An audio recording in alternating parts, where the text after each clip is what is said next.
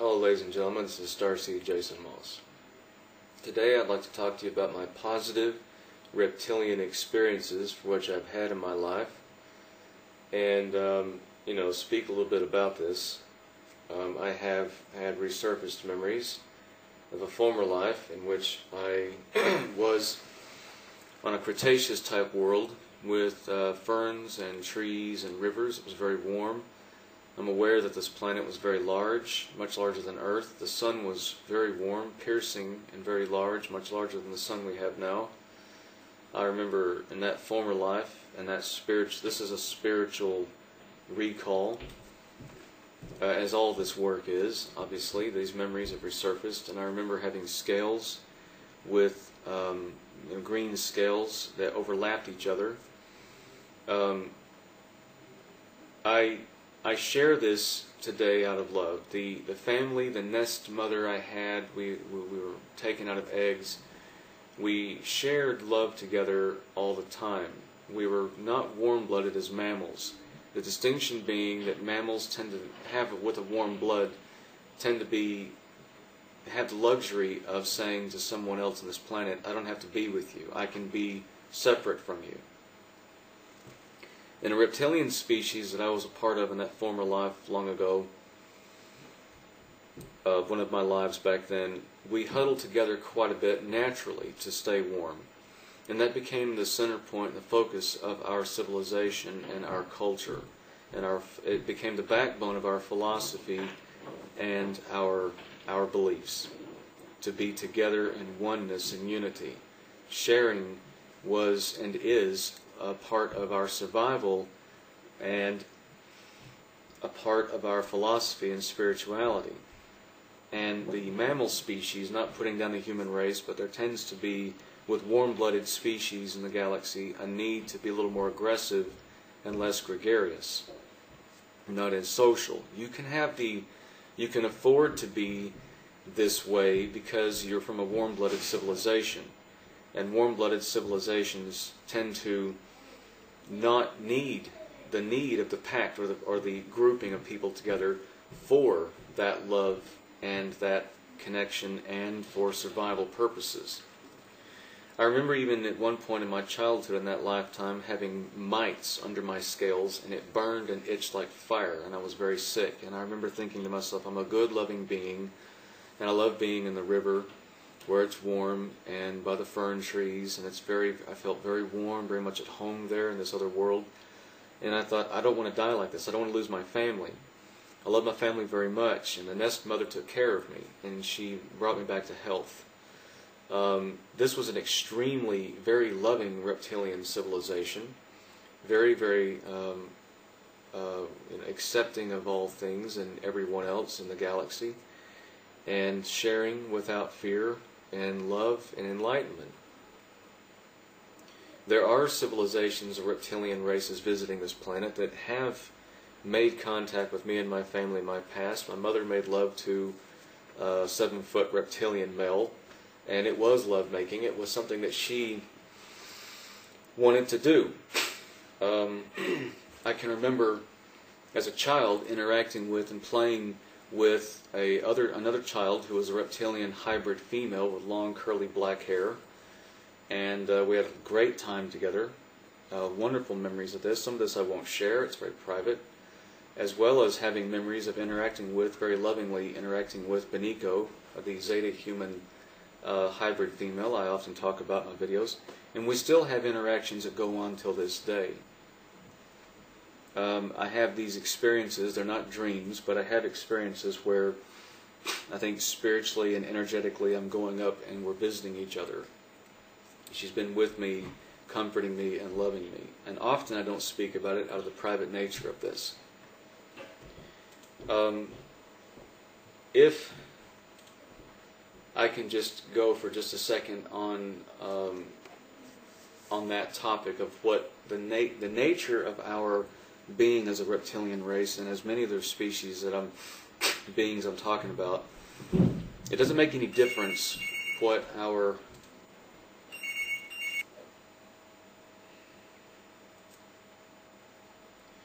I'd like to talk about now is the nature of our reptilian species and many species. It doesn't matter what species we are. It doesn't matter of our physicality, but we can all share in the same unity and love together. Non-duality, called here on this planet, it's often referred to as Advaita Vedanta in the East, says that everything in the universe is part of the one spirit, which is everywhere. Everything is an inseparable and an indivisible part of this one spirit. The meaning of this concept is not two, or non-separation.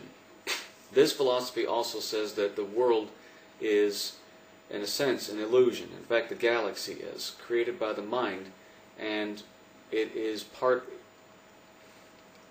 of the five senses, which make us regard other people, the world, and everything in it as real and as separate from us, as if everything is a separate unit, when in fact it's not. That's the illusion of the third dimension.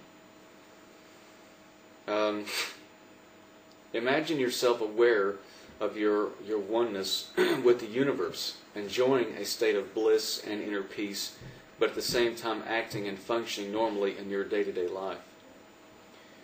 Being aware of your oneness with the one spirit, and also being aware that the one spirit is acting and manifesting through everything, matter, plants and trees, animals and people and other civilizations, no matter what background or physicality they are. This is the experience of non-duality in the highest form. And that's really the message that we bring to humankind with these reawakened memories.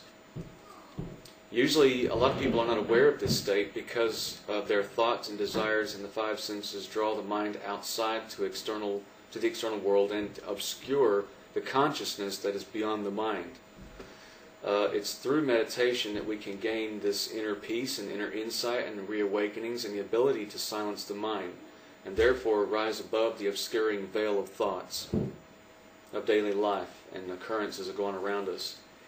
In a state of inner silence, we are able to rise above the identification with the mind, thoughts and ego, get beyond the illusion of separateness, and realize our oneness with one spirit. It's as if a new sort of consciousness dawns and we see the world from a different perspective. We act in the material world, yet our roots are in pure, calm, and limitless consciousness, which is not attached to anything and not limited by anything. In this state, we live and view the world from the non-duality point of view.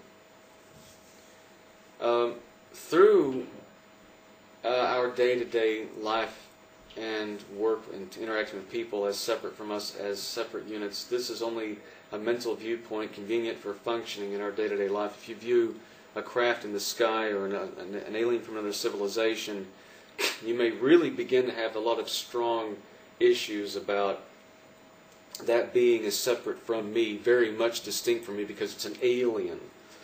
There is only the one spirit in all life, in intelligent life, conscious, which is rising up and lives limitless in forms and ways.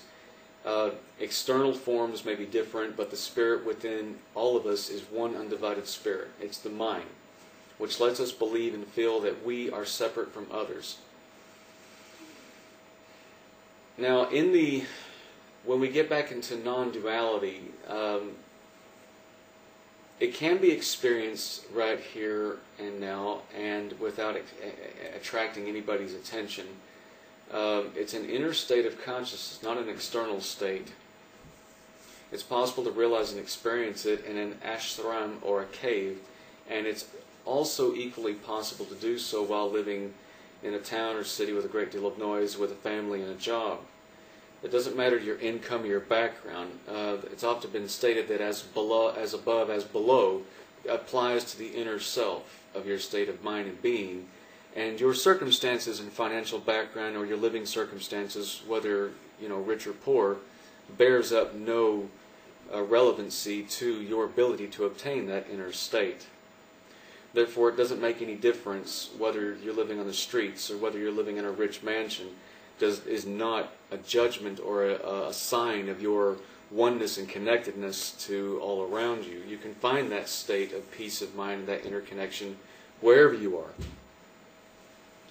are. Most people cannot afford to leave everything behind in order to meditate and lead a purely spiritual life. They need to work and support their family, and therefore can devote only some part of their day to spiritual pursuits. The good news is that you can walk on the inner path of this spirituality without abandoning your family and lifestyle. With proper planning, it's possible to find the time and the energy to do all this. Meditation and walking on the spiritual path, which leads to understanding, is part of this process. Look within you. Be aware of what is going on in your mind. Search for the source of your thoughts and where they come from. Learn to make your own mind peaceful, and you will begin to be aware of your true essence and the consciousness beyond your mind, which are the beings connecting to a lot of us at this time. This is the path to beginning to understanding non-duality.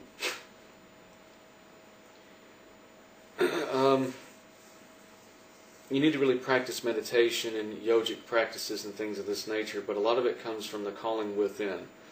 It's not a subject matter that I went looking for. It didn't come looking for me. It was a synchronization. It came together at the same time. It wasn't something I decided, I'm going to go do this. I started out the children's author, and that was all I was happy with at the time of my life until these memories resurfaced in 2010, and I went through a spiritual transformation from then.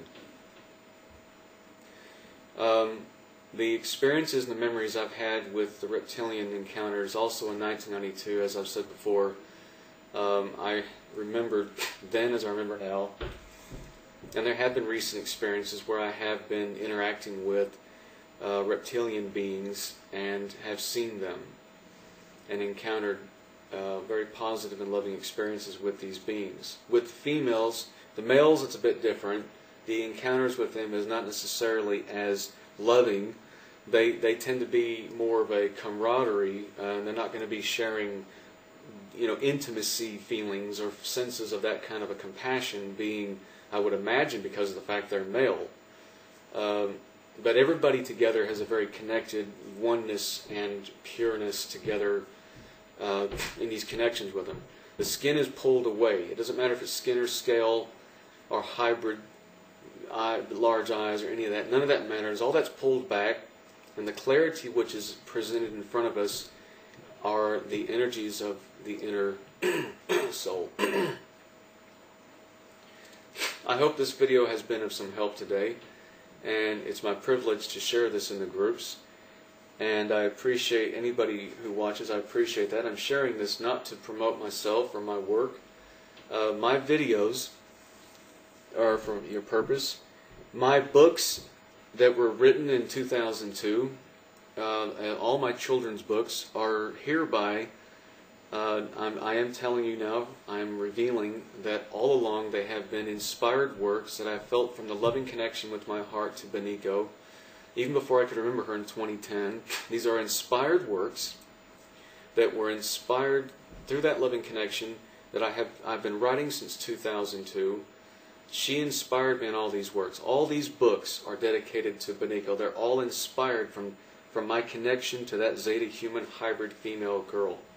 All of my fairy tale books are therefore carrying an essence of her character and her love in all those stories. And I give you these books out of love.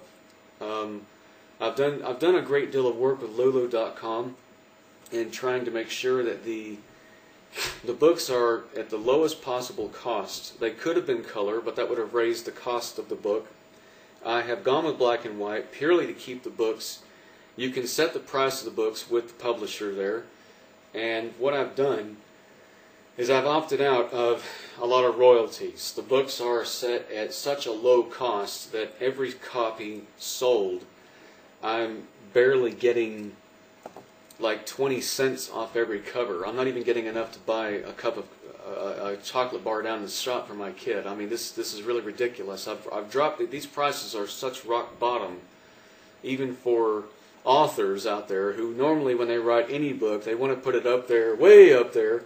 Obviously, I don't blame people for wanting to make money and make a living. That's fine. I have no issue with this. But these books are deliberately put at such a low cost so that they're affordable to the public. I've even thought about putting them out there, just out there, in the sense of just on blogs and sites. But unfortunately, the way the media is set up, you can't do that. because what happens is your books, your work doesn't reach everybody. Where on published sites, whether vanity published, self-published, Lulu.com is self-published, or whether it be mainstream published, they tend to be